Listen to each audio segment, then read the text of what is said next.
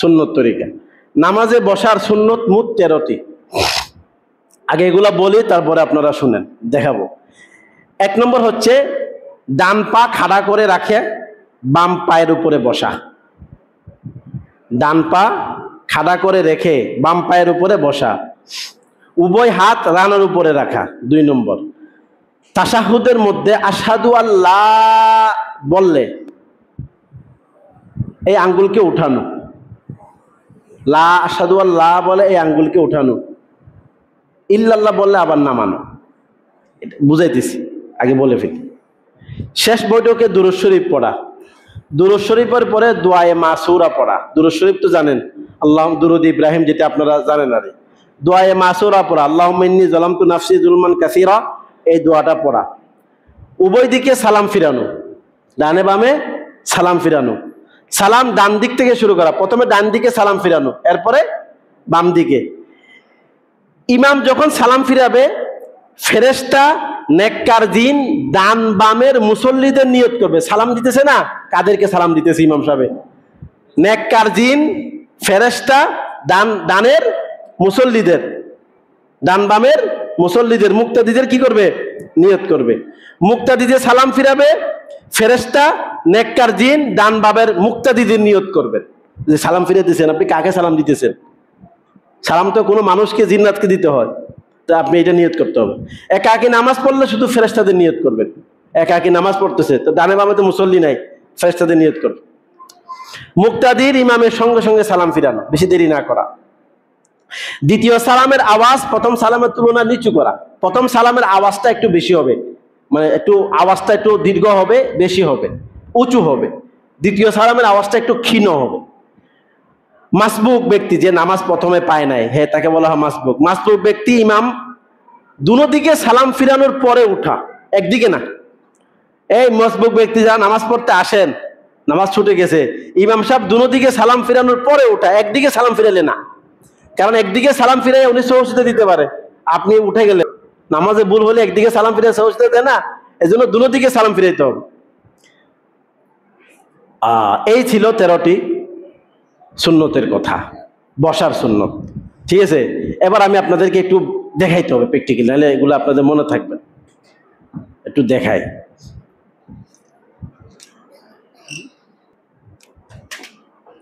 এই দেখেন বসার, আমি এদিকে বসি, আগে বসলাম,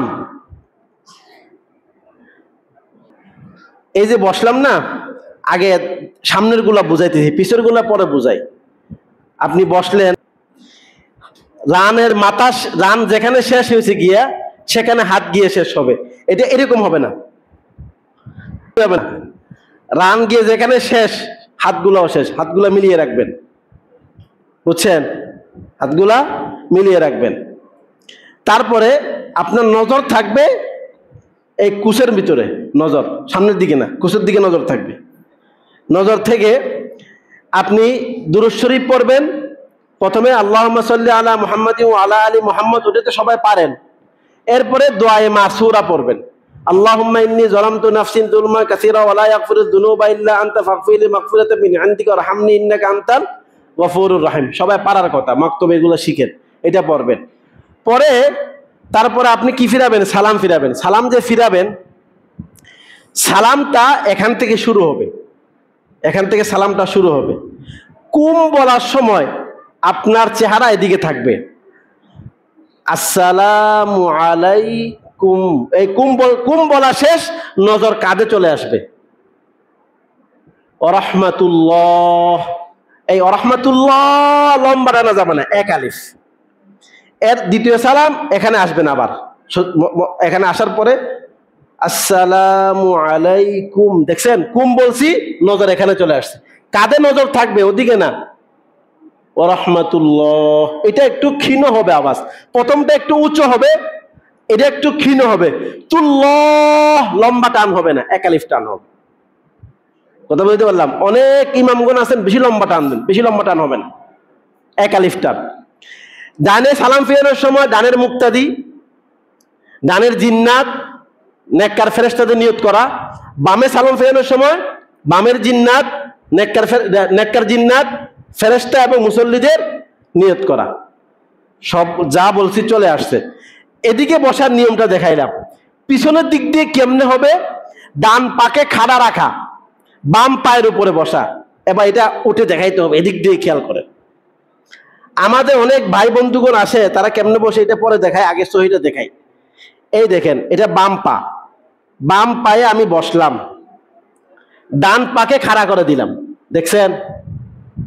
ডান পার আঙ্গুলগুলা সবগুলো পশ্চিম দিকে থাকবে, বাম পায়ের আঙ্গুল সব যতটুকু পারা যায় পশ্চিম দিকে রাখবেন। বাম পায়ের উপরে বসে ডান পার আঙ্গুলগুলো আমরা পশ্চিম দিকে রাখলাম, এভাবে বসতে হবে। এটা সুন্নত তরিকা। আমাদের ভাই, অনেক ভাইয়েরা এখানেও আছেন, আপনারা এরকম বসেন, আছে না?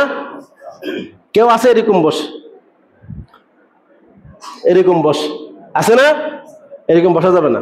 কেউ আছে এরকম বসে, আছে না? কেউ আছে এরকম বস, ঠিক আছে না? এটা একটাও সুন্নত তরিকা না। কারো অসুবিধা না থাকলে সে এরকমই এরকম বসতে হবে, এইরকম সুন্নত তরিকা।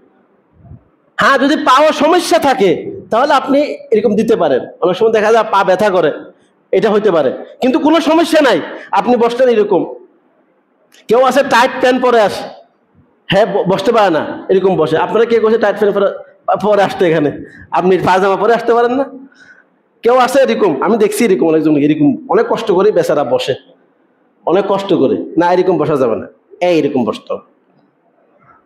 নজর কুচার দিকে রাখবেন, হাতগুলোকে সুন্দর করে মিলিয়ে রাখবেন, রান যেখানে গিয়ে শেষ সেখানে হাত গিয়ে শেষ হবে। রুকুর কয়টা সুন্নত, বসার কয়টা সুন্নত? নামাজের শুরু থেকে নিয়ে এই পর্যন্ত মোট 51টি সুন্নতের কথা বলা হয়েছে।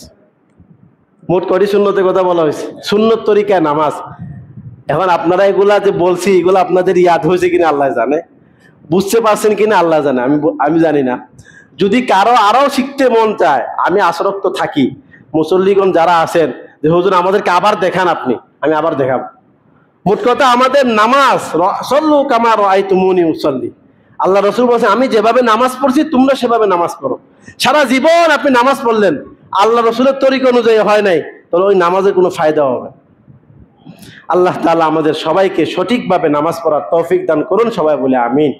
ওয়া আখিরু দাওয়ানা আলহামদুলিল্লাহ।